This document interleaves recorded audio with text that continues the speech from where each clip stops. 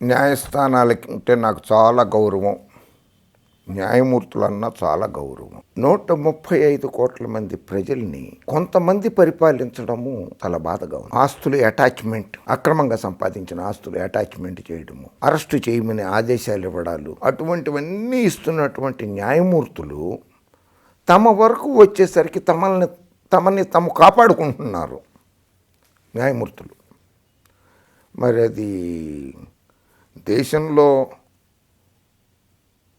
నియంతృత్వంలో ఉన్నామా, మనము ప్రజాస్వామ్యంలో ఉన్నామా అనేటువంటి ఒక ఆలోచన కూడా ప్రజల్లో కలుగుతోంది ఈ మధ్య.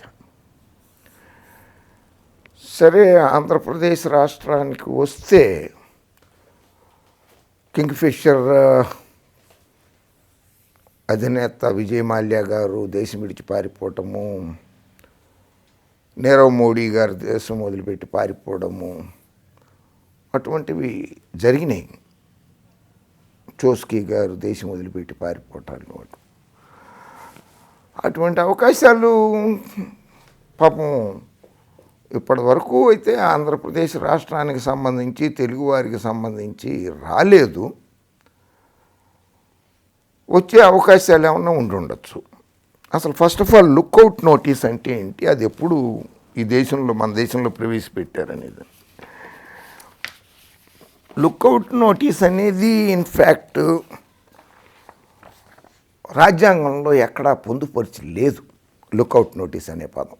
అయినా మన కోర్టులు రాజ్యాంగంలో పొందుపరచినటువంటి కొన్నిటిని కొలీజియము, రూల్ ఆఫ్ లా ఇటువంటి వాడేసుకుంటున్నారు కదా న్యాయస్థానాలు, ఉపయోగించుకుంటున్నాయి వాటిని.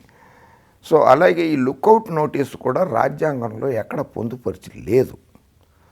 అయితే ఎందుకు పొందుపరచలేదంటే పాపం అంబేద్కర్ గారి నాయకత్వంలో, నేతృత్వంలో ఆ రోజు రాజ్యాంగం రాసినటువంటి మహామహులందరూ కూడా ఇటువంటి ఆర్థిక నేరగాళ్ళు, ఆర్థిక నేరస్తులు లేదా నేరస్తులు, క్రిమినల్స్, ఇటువంటి వాళ్ళు దేశం వదిలిపెట్టి పారిపోతారు అనేటువంటి ఊహించను కూడా ఊహించలే పాపం వాళ్ళు. ఎందుకంటే మేము స్వచ్ఛంగా ఉన్నాం, రాజ్యాంగాన్ని రాస్తున్నాం, మేము స్వచ్ఛంగా ఉన్నాం కనుక ఈ దేశ ప్రజలందరూ కూడా ఇలాగే స్వచ్ఛంగా ఉంటారని అనుకున్నారు కనుక ఇటువంటివి కొన్ని రాజ్యాంగంలో పొందుపరచలేదు. అయితే ఈ లుక్అవుట్ నోటీస్ అనేది is a questionable exercise in power అన్నమాట. మన రాజ్యాంగంలో ఏమని రాసిందంటే, the Supreme Court of India has termed the right to travel beyond the territory of India as a fundamental right guaranteed under article 21(1). Article రాజ్యాంగంలో రాసినటువంటి 21వ అధికరణంలోని rule ప్రకారంగా భారతీయ పౌరుడు ఎవరైనా భారతదేశంలో ఎక్కడి నుంచి ఎక్కడికైనా ప్రయాణించవచ్చు, ఇతర దేశాలకు కూడా ప్రయాణించవచ్చు అని మన రాజ్యాంగం చెబుతోంది అన్నమాట. సో ఆ లుక్అవుట్ నోటీస్ ఇవ్వడము ఈ రాజ్యాంగంలో రాసిన దానికి విరుద్ధం అని చెప్పి కొంతమంది కోర్టులకు కూడా వెళ్ళారు ఇంతకుముందు. This was most famously stated in the case of Maneka Gandhi versus union of India, supreme court 1978. 1978లో ప్రస్తుత కేంద్ర మంత్రి Maneka Gandhi versus government of India, Janata party ప్రభుత్వం ఉంది. ఆ రోజునాడు జరిగినటువంటి కేసులో మనేకా గాంధీ గారు ఫారిన్ వెళ్ళాలనుకున్నారు, విదేశీ ప్రయాణం చేయాలనుకుంటే ఆమె పాస్పోర్ట్ని ఇంపౌండ్ చేశారు కనుక, ఆమె పాస్పోర్ట్ ఆమెకి ఇవ్వలేదు కనుక ఆమె విదేశీ ప్రయాణం చేయలేకపోతే సుప్రీంకోర్టును ఆశ్రయించారు. ఆవిడ కేంద్ర ప్రభుత్వం మీద దావా వేశారు. ఆ దావాలో ఆమె గెలిచింది మనేకా గాంధీ. సో ఆ కేసు నుంచి మొదలు పెట్టుకుంటూ వచ్చారనమాట. అది చాలా తలమానికమైనటువంటి కేసు అనమాట మనేకా గాంధీ గారి case, which had confirmed its earlier judgment in Satwant Singh Shani versus D. Ramaratnam 1967లో కూడా ఒకసారి వచ్చింది కేసు. బట్ అప్పుడు కూడా ఇలాంటిదే లుక్అవుట్ నోటీస్ ఇవ్వడం అనేది రాజ్యాంగ విరుద్ధం కాకపోయినా అది రాజ్యాంగంలో లేదు కనుక కొన్ని రిస్ట్రిక్షన్స్ తోటి ఇవ్వచ్చు అనేటువంటిది సుప్రీంకోర్టు కూడా అభిప్రాయపడింది. దాంతోపాటుగా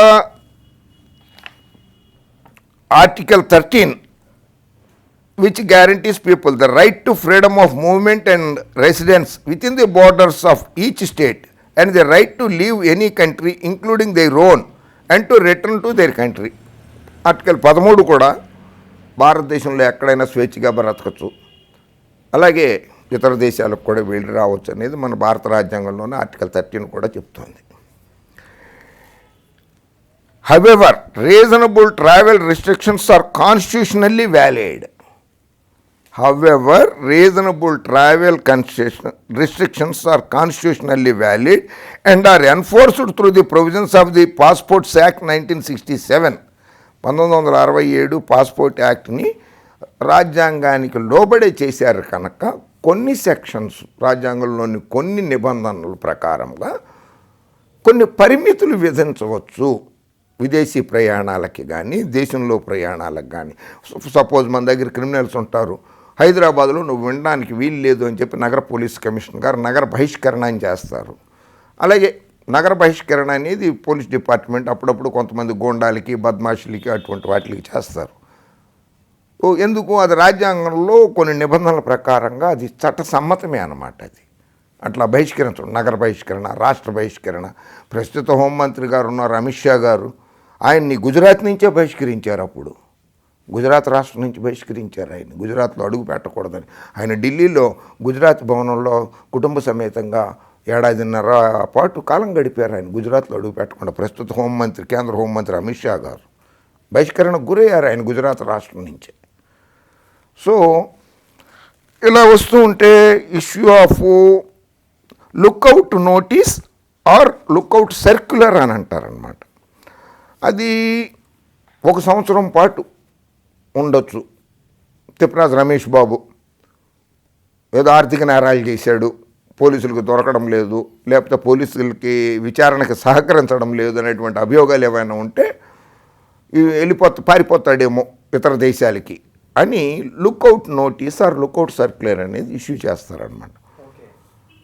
నేను ఎప్పుడన్నా ఎయిర్పోర్ట్కి వెళ్తాను విదేశానికి వెళ్ళడానికి, అప్పుడు ఎయిర్పోర్ట్లో వాళ్ళు ఎన్ఫోర్స్మెంట్ డైరెక్టరేట్ కావచ్చు, పోలీస్ అధికారులు కావచ్చు, ఎవరైనా సరే నన్ను వెళ్ళనివ్వకుండా అడ్డుకోవచ్చు వాళ్ళు, లుక్అవుట్ సర్క్యులర్ కానీ లుక్అవుట్ నోటీస్ కానీ ఉంటే. అందులో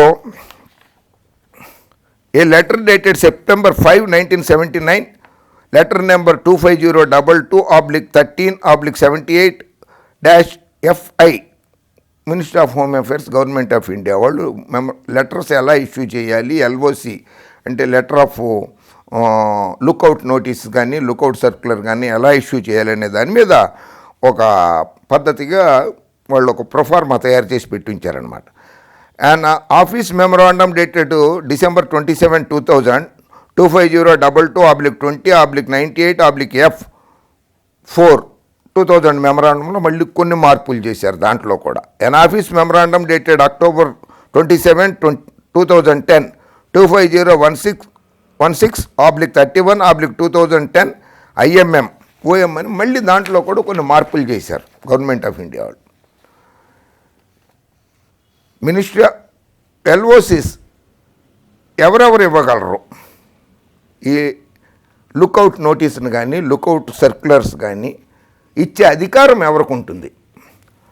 మినిస్ట్రీ ఆఫ్ ఎక్స్టర్నల్ అఫైర్స్, విదేశీ మంత్రిత్వ శాఖ, customs and income tax departments, directorate of revenue intelligence DRI, central bureau of investigation CBI, interpole, regional passport officers, police authorities in various states. రాష్ట్రంలో police అధికారులకు కూడా ఆ హక్కు ఉన్నది అని చెప్పి కేంద్ర ప్రభుత్వము కొన్ని సర్క్యులర్స్, కొన్ని విధి విధానాలని జారీ చేసింది. ఇందులో కూడా in the case of Sumer Singh Salkan versus assistant director and others on its own motion reference state versus Gurnek Singh both in the year 2010, the Delhi High Court responded to various queries in relation to LOCs raised by the lower court. The High Court inter alia clarified the following: non bailable warrants ఉన్నప్పుడు కానీ, కేసులు విచారణ జరుగుతున్నప్పుడు కానీ lookout నోటీసులు జారీ చేయవచ్చు. వాళ్ళ మీద పరిమితులు విధించవచ్చు అని చెప్పి ఇచ్చారన్నమాట. ఇక మన తెలుగు నేతల గురించి వస్తే, తెలుగు నేతలు, రాజకీయ నేతల గురించి దగ్గరకు వద్దాం మనం. అవకాశం చాలామందికి వచ్చింది.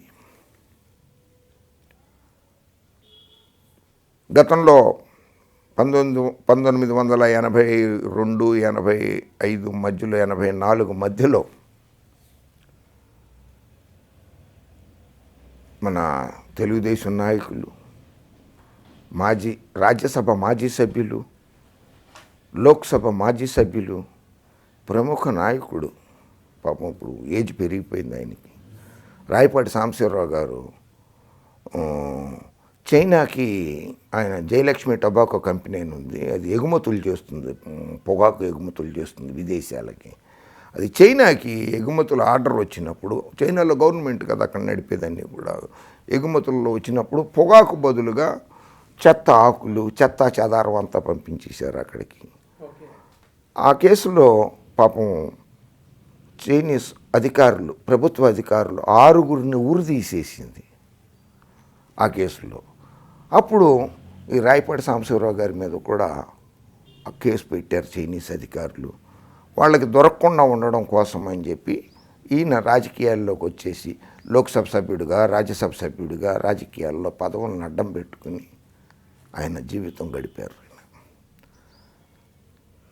ఆ తర్వాత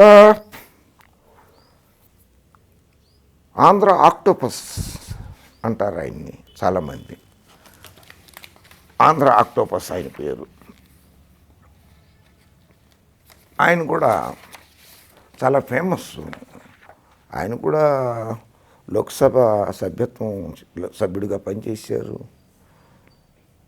ఆయన పేరేదో అంటారు, ఆంధ్ర ఆక్టోపస్ ఆయన పేరేదో ఉంది, రాజగోపాల్ గారు అనుకుంటారు, లగడపాటి రాజగోపాల్ గారు. ఆయన కూడా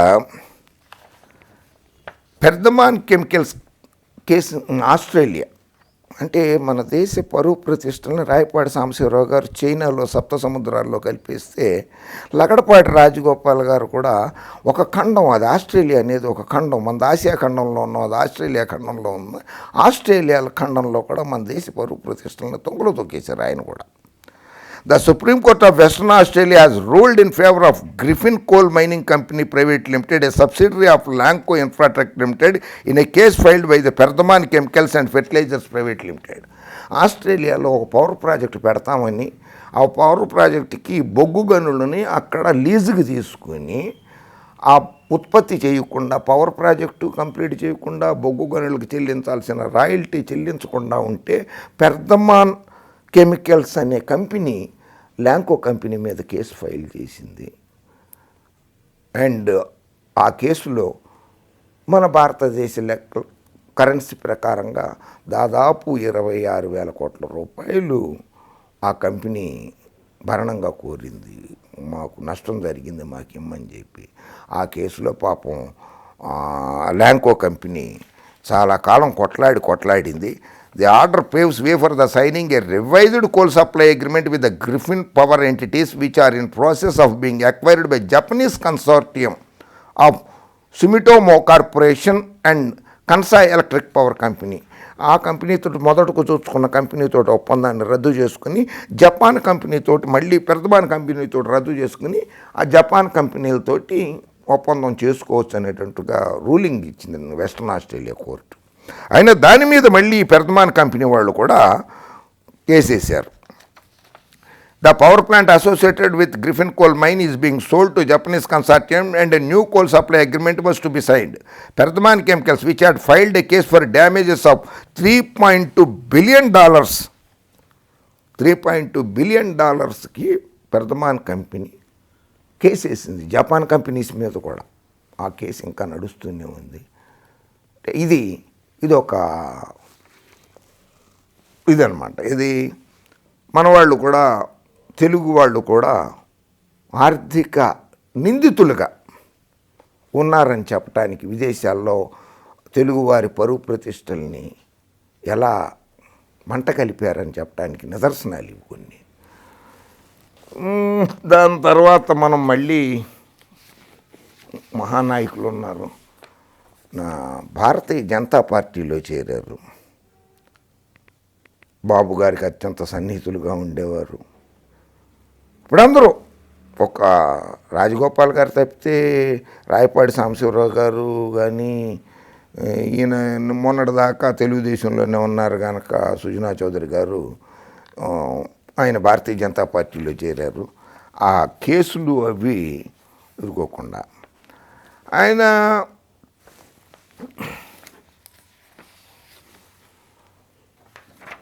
₹5,700 ఏది భారతదేశ ప్రజలు ఉన్నారే వాళ్ళందరూ ఇలా కష్టపడి సంపాదించిన సొమ్ము ₹5,700 రుణాలు ఎగవేశారు ఆరోపణలు ఉన్నాయి ఆయన మీద. ఆరోపణల మీద ministry of home affairs enforcement directorate, మనం ఇందాకని చెప్పాం కదా, ఎన్ఫోర్స్మెంట్ డైరెక్టరేట్ కూడా లుకౌట్ నోటీసులు జారీ చేసింది ఆయన మీద. ₹5,700 TDP MP Sujana Chowdary's documents reveal 5,700 crores bank fraud enforcement directorate ఇచ్చింది. ఇది నేను చెప్పడంలా. ఇందులో ED seized documents revealing 5,700 crores of bank loans fraud by companies controlled by TDP MP Chowdary and his associates. The ED has also seized 6 high-end luxury cars from MP's residential premises in Hyderabad on Friday. ఆయన కేంద్ర మంత్రిగా కూడా పనిచేశారు, బాబు గారి పుణ్యమా అని చెప్పి సుజనా చౌదరి గారు.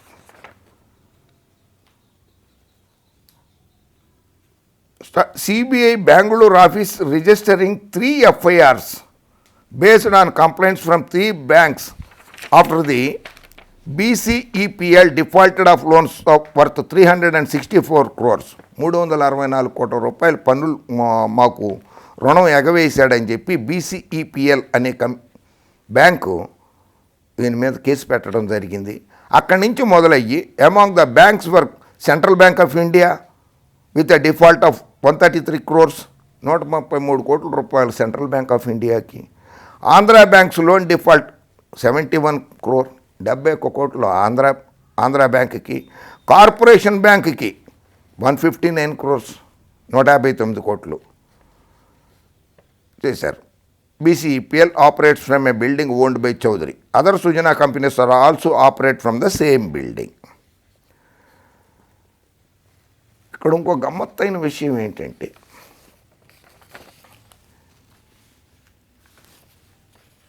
During searches in October, Enforcement Directorate had seized 126 rubber stamps of various shell companies. Jaganmohan Reddy గారిని, వైఎస్ జగన్మోహన్ రెడ్డి గారిని ఈ తెలుగుదేశం నాయకులు బాబు గారు, పప్పు గారు అందరూ అంటుంటారు కదా, షెల్ కంపెనీలు, సూట్ కేస్ కంపెనీలు పెట్టాడని. 126 సూట్ కేస్ కంపెనీలు పెట్టాడు ఈయన. 126 రబ్బర్ స్టాంపులు ఆ కంపెనీలో నుంచి స్వాధీనం చేసుకునేది ఎన్ఫోర్స్మెంట్ డైరెక్టర్. చెప్పండి బాబు గారు, మీ పార్టీ నాయకుడే కదా, మీరే కదా రాజ్యసభ సభ్యత్వం ఇచ్చారు. మరి వైఎస్ జగన్మోహన్ రెడ్డి గారి మీద షెల్ కంపెనీలు, సూట్ కేస్ కంపెనీలు అని చెప్పి ఆయన అన్నారు. సిబిఐ జేడీ లక్ష్మీనారాయణ గారు కూడా అదే మాట ముందని ఆయన అరెస్ట్ చేసి జైలుకి పంపినారే. అటువంటి వాళ్ళు తర్వాత రోజుల్లో ఎన్ని కేసులు కొట్టేసింది సిబిఐ కోర్టు జగన్మోహన్ రెడ్డి గారి మీద. మీ నాయకుల మీద ఇంకా కేసులు నడుస్తున్నాయి బాబు గారు. 126 shell companies. Documents revealed that Sujana Group was working under the chairmanship of Sujana Chowdhury. Directors of BCEPL have stated that YS Chowdhury is the person responsible for the entire activities of Sujana Group of companies and that they all have acted and rendered their signatures on the instance of Chowdhury either directly or through the group CFO and that they were namesake directors. మేము ఆ కంపెనీలో పేరుకు మాత్రమే డైరెక్టర్లు, మొత్తం ఆయన చెప్పినట్లు మేము అన్నీ చేసేసాము అని చెప్పారు. I don't know how figures of 6,000 crores and 120 companies were arrived at. ఆశ్చర్యపోయారు ఆయన. 120 సూట్ కేసు కంపెనీలు 6,000 కోట్ల రూపాయలు అని చెప్పి నా మీద ఎట్లా ఆరోపిస్తుందో సిబిఐ కానీ ఎన్ఫోర్స్మెంట్ డైరెక్టరేట్ అని కానీ అని ఆశ్చర్యపోయారట. చౌదరి గారు, మారిషస్ బ్యాంక్ దగ్గర మీరు తీసుకున్న రుణ ఎగవేతకి సంబంధించిన కేసులో కొంతమంది సంతకాలు పెట్టారే, మీకు తరఫున షూరిటీగా నిలబడ్డాము అని చెప్పి సంతకాలు పెట్టించేశారు కదా మీరు. ఇందాక మీ కంపెనీ డైరెక్టర్లు చెప్పారు, అలాగే షూరిటీలు పెట్టించారు కదా. వాళ్ళకి అక్కడ పోలీసులు, మారిషస్ పోలీసులు వాళ్ళకి ఫ్లైట్ టికెట్లు ఇచ్చి హోటళ్ళు పెట్టి సింగపూర్లో మధ్యవర్తిత్వంగా సింగపూర్ హోటల్లో రూములు పెట్టించి వాళ్ళకి ఫ్లైట్ టికెట్లు ఇచ్చి అక్కడికి పిలిపించారు కదా. అక్కడ పిలిపించిన తర్వాత వాళ్ళు అడిగారు, ఇలా చూపించి ఈ సంతకం నీదేనా? నాదేనండి అన్నా. ఈ సంతకం నీదేనా? నాదే. ఈ సంతకం నీదేనా? నాదే. ఇక్కడి నుంచి, ఇండియా నుంచి, ఆంధ్రప్రదేశ్ నుంచి, తెలంగాణ నుంచి అక్కడికి వెళ్ళిన వాళ్ళు ఒప్పుకున్నారు ఈ సంతకాలు మావి అని. ఈ సంతకాలు మావి అని ఒప్పుకున్నారు వాళ్ళు. అక్కడ పోలీసులు ఎంత చాకచక్యంగా ఈ సంతకాలు మేము కాదన్నారు. మేము పెట్టాము ఈ సంతకాలని మేము చెప్తుంటే మా సంతకాలు కాదంటారేంటి మీరని వీళ్ళు క్వశ్చన్ చేశాం. మీ సంతకాలు కాదు అవి అని వాళ్ళు ఎట్లా చెప్తారు మీరు మా సంతకాలు కాదన్ను? మీ సంతకాన్ని సుజనా చౌదరి గారి కంపెనీ వాళ్ళు రబ్బర్ స్టాంపులు చేసి ఆ రబ్బర్ స్టాంపులు కొట్టారు. ఒక సంతకం చేస్తే రెండో సంతకానికి కొంచెమన్నా డీవియేషన్ వస్తూ ఉంటుంది. ఆ పేజీలో పక్కకు రావడమో, ఒక చుక్క తేడా రావడమో, ఒక గీతలో వంకర రావడమో జరుగుతుంది. ఒక సంతకానికి జస్ట్ అట్లీస్ట్ మైనర్ కొంచెమన్నా కానీ తేడా ఉంటుంది. కనుక ఈ సంతకాల మీద కాదు, 3 సంతకాలు రబ్బర్ స్టాంపులు కొట్టినవి. ఈ రబ్బర్ స్టాంపులతోటి మీ పేరు మీద ఆయన లోన్లు తీసేసుకున్నాడు మీకు తెలియకుండానే అని చెప్పి ఇన్వెస్టిగేషన్లో తేల్చారు. అలాగే ఆంధ్రప్రదేశ్లో, తెలంగాణలో దాదాపు 700 మంది రైతులండి వాళ్ళ పొలాలని తాకట్టు పెట్టేసి రబ్బర్ స్టాంపులు వేసి తాకట్లు పెట్టేశారు. ఎప్పుడూ ఇందిరాగాంధీ ప్రధానమంత్రిగా ఉండగా నట్వర్లాల్ గారు అని ఒక ఆయన ఉండేవాడు. ఆయన ఇందిరాగాంధీ గారి వాయిస్ తోటి ఫోన్లో మాట్లాడేసి, అప్పుడు మొబైల్స్ లేవు, రికార్డింగ్లు లేవు, ఏం లేవు, ల్యాండ్లైన్ ఉండేది. ఓ mobile state bank of India Indore బ్రాంచ్కి మధ్యప్రదేశ్లో బ్రాంచ్కి ఫోన్ చేసేసి అక్కడి నుంచి Delhi state bank of India బ్రాంచ్కి ఫోన్ చేసి నేను ప్రధానమంత్రిని ఇందిరాగాంధీని మాట్లాడుతున్నాను, ఒక 60 లక్షల రూపాయలు పంపించండి అంటే పంపించేశారు ఆయనకి, నట్వర్లాల్ గారికి. నట్వర్లాల్ ఉంటాడు, ఆయనకి ఇచ్చేసి రండి అని అంటే స్టేట్ బ్యాంక్ మేనేజర్ గారు అసలు కాగితాలు మీ సంతకాలు ఇవేం లేకుండా 60 లక్షలు పంపించేశారు. పంపించేసిన చాలా కాలం అదేంటి నేను మాట్లాడలేదండి ఆవిడ. నాకేం సంబంధం, వాడెవడో నాకేం తెలుసు, నేను ఎందుకు ఫోన్ చేస్తే 60 లక్షల రూపాయలు ఇమ్మని చెప్పి ఆవిడ చెప్పిన తర్వాత పోలీసులు అరెస్ట్ చేశారు. ఆయన తిహార్ జైల్లో పెట్టారు. తిహార్ జైల్లో పెడితే ఆ మహానుభావుడు ఏం చేశాడో తెలుసా? పాపం పేదలు చాలామంది ఉంటారు జైల్లో, నేరస్తులే, నిందితులు ఉంటారు, నేరస్తులు ఉంటారు అందరూ. వాళ్ళు ఏం చేశారు, సూపరింటెండెంట్, జైలు సూపరింటెండెంట్ ఉంటారు. వాళ్ళు ఏం చేస్తారంటే ఎవరైనా వస్తే క్యాష్ ఇచ్చేసి కూపన్లు తీసుకుంటారనమాట. లోపల సబ్బులు కొనుక్కోవటానికి, బీడీలు కొనుక్కోవటానికి, బిస్కెట్ ప్యాకెట్లు కొనుక్కోవటానికి కూపన్స్ ఇస్తారని. క్యాష్ తీసేసుకుని క్యాష్ బదులు కూపన్స్ ఇస్తారనమాట. ఆ 100 రూపాయలకి 100 రూపాయలు కూపన్స్ ఇస్తారు. ఆ కూపన్స్ ఇచ్చి ఆ జైల్లో ఉన్న మార్కెట్లోకి వెళ్ళి మనం బిస్కెట్లు అవి కొనుక్కుంటూ ఉండొచ్చు అనమాట. అటువంటిది నట్వర్లాల్ గారు ఏం చేశారంటే ఆలుగడ్డ కోసి ఆ సూపరింటెండెంట్ గారి సంతకాన్ని దాన్ని తయారు చేసేసి దాన్ని ప్రింట్ చేయించి బయట నుంచి అవి తెప్పించేసి కొట్టేయటం, రబ్బర్ స్టాంప్, ఆలుగడ్డ రబ్బర్ స్టాంప్ కొట్టేసేసి ఉన్న క్రిమినల్స్ అందరికీ పంచిపెట్టేసాడు అన్నమాట. జైల్లో ఉన్న వాళ్ళందరికీ కొనుక్కోండి, బిస్కెట్లు కొనుక్కోండి అని చెప్పేసి కొనుక్కుంటున్నారు ప్రతి వాళ్ళు. అక్కడ టాలీ అవ్వట్లేదు అనమాట, క్యాష్ టాలీ అవ్వట్లేదు. కూపన్లు ఏమో 1,00,000 రూపాయలు ఉంటే క్యాష్ ఏమో 30,000 ఉంటుంది.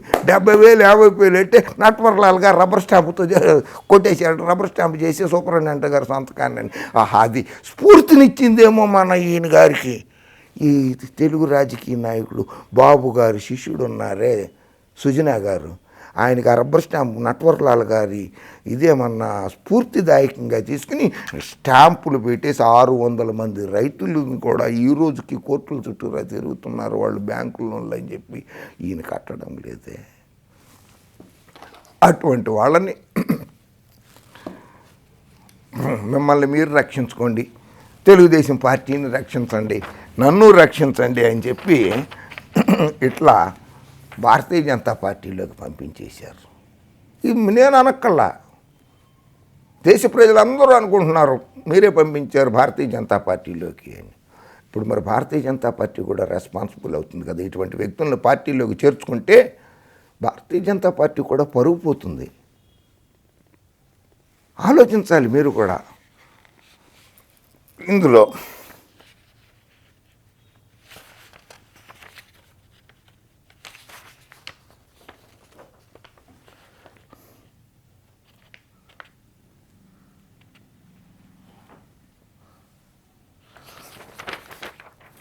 జీవీఎల్ నరసింహారావు గారని బీజేపీ రాజ్యసభ సభ్యులు ఉన్నారు ఒక ఆయన వీళ్ళని ఆంధ్ర విజయ్ మాల్యాసు, ఆంధ్ర మాల్యాసు, తెలుగు మాల్యాసు, ఆంధ్ర నీరవ్ మోడీస్ అని చెప్పి వీళ్ళకి పేర్లు పెట్టారు వాళ్ళు. TDP MPs YS Chowdary, CM Ramesh, Garikapati Mohan Rao, TG Venkatesh joint BJP today. GVL Narasimharao గారు సీఎం రమేష్ని, చౌదరిని ఆంధ్ర విజయ్ మాల్యాస్ అని పిలిచారు. నేను పిలవలేదు. జీవీఎల్ నరసింహారావు గారు ప్రస్తుత రాజ్యసభ సభ్యుడు బీజేపీ, ఆయన పిలిచాడు.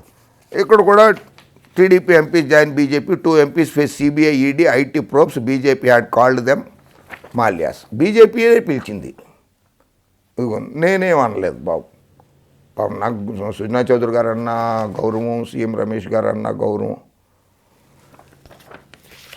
ఇప్పుడు ఫైనల్గా వద్దాం ఏంటంటే ఈ లుకౌట్ నోటీసులు ఇదే ఉండి ఆయన నవంబర్లో 13వ తారీఖు నాడు అమెరికా వెళ్ళడానికి ప్రయాణానికి సిద్ధం చేసుకుంటే ఢిల్లీలోని అంతర్జాతీయ విమానాశ్రయంలో ఆయన్ని అడ్డుకున్నారు. ఢిల్లీ పోలీసులు, ఎన్ఫోర్స్మెంట్ డైరెక్టరేట్ పోలీసులు, సిబిఐ వాళ్ళు అడ్డుకుని ఆయన ప్రయాణించకుండా ఆపేశారు. అమ్మో మన కోర్టులు, మన న్యాయస్థానాలు చాలా చక్కగా పనిచేస్తాయి. 5 గంటల తర్వాత తెలంగాణ హైకోర్టులో పిటిషన్ దాఖలు చేశారు. 5 గంటలు ఇది కోర్టు సమయం దాటిన తర్వాత కూడా తెలంగాణ హైకోర్టులో సుజనా చౌదరి గారు పిటిషన్ దాఖలు చేస్తే 5 గంటల 15 నిమిషాలకి అడ్మిట్ అయిపోతుంది. అది పిటిషన్ నెంబర్ వచ్చి 20448 of 2020, 20448 of 2020, writ petition dated 13/11/2020. ఇది జడ్జిమెంట్ కాపీ. ఇది జస్టిస్ చల్లా కోదండరామ్ గారు ఆయన మధ్యంతర ఉత్తర్వులు జారీ చేశారు. నేను అమెరికా వెళ్ళాలనుకుంటున్నాను, మా అంకుల్ ఒక ఆయనకి ఆరోగ్యం బాగలేక వెళ్తూ ఉంటే నన్ను లుకౌట్ నోటీస్ ఉంది నా మీద అని చెప్పి ఆపేశారు. నన్ను వెళ్ళనివ్వట్లేదు, నాకు భంగం కలుగుతోంది నాకని చెప్పి తెలంగాణ హైకోర్టులో, ఆంధ్ర హైకోర్టులో తెలంగాణ హైకోర్టులో చల్లా కోదండరామ్ గారు బెంచ్కి అది రావడంతో ఆయన మధ్యంతర ఉత్తర్వులు జారీ చేశారు. మీరు చక్కగా ప్రయాణం చేయవచ్చు అమెరికాకి అని. ఇందులో వచ్చింది ఎందుకు రీజన్ ఆయన మధ్యంతర ఉత్తర్వులు ఇవ్వడానికి కారణం ఏంటంటే సిబిఐ వాళ్ళు తరఫున between YS Chowdary versus petitioner ఆయన versus bureau of immigration, ministry of home affairs, central bureau of investigation, FC Bengaluru, directorate of enforcement, union of India, bureau of immigration, ministry of home affairs, ఇంతమందిని వాళ్ళు రెస్పాండెంట్స్గా పెట్టారు. పెడితే lookout notice 1 సంవత్సరానికే ఉంటుంది, అది extend చేయలేదు అని చెప్పి సుజనా చౌదరి గారి తరఫున న్యాయవాదులు వాదించారు. సిబిఐ న్యాయవాది లేదు ఎక్స్టెండ్ చేశారు, అది సంవత్సరంకి ఒకసారి పొడిగిస్తారు, అది పొడిగించబడ్డది అని చెప్పారు. ఆ కాపీ చూపించండి అన్నారు. ఇప్పుడు లేదు, అది సాయంత్రం అయిపోయింది, ఆఫీసులో అందరూ వెళ్ళిపోయి ఉంటారు, మాది తెప్పించాలి ఢిల్లీ నుంచి, ఆ కాపీ నువ్వు చూపించలేదు కనుక మెటీరియల్ ఎవిడెన్స్ లేదు, పొడిగించారు అన్నదానికి ఎవిడెన్స్ లేదు ఇక్కడ కనుక సుజనా చౌదరి గారిని విదేశాలకు వెళ్ళడానికి అనుమతిస్తున్నాము అని చెప్పి చల్లా కోదండరామ్ గారు మధ్యంతర ఉత్తర్వులు జారీ చేశారు. ఆయన వెళ్ళారు, తిరిగి వచ్చారు. అయితే ఇక్కడికి వచ్చిన సందేహం ఏంటంటే, ఈ రాజకీయ పార్టీలు కానీ రాజకీయ నేతలు కానీ కోర్టులను కూడా తప్పుదోవ పట్టిస్తున్నారు అనడానికి కొన్ని ఉదాహరణలు ఉన్నాయి కదా. నీరవ్ మోడీ దేశం వదిలిపెట్టి పారిపోయాడు, విజయ్ మాల్యా దేశం వదిలిపెట్టి పారిపోయాడు, చోస్కీ దేశం వదిలిపెట్టి పారిపోయాడు, ఇంకా చాలామంది పారిపోయారు. సో ఇటువంటి చట్టాల్లో ఉన్నటువంటి లొసుగుల్ని సవరించాలి.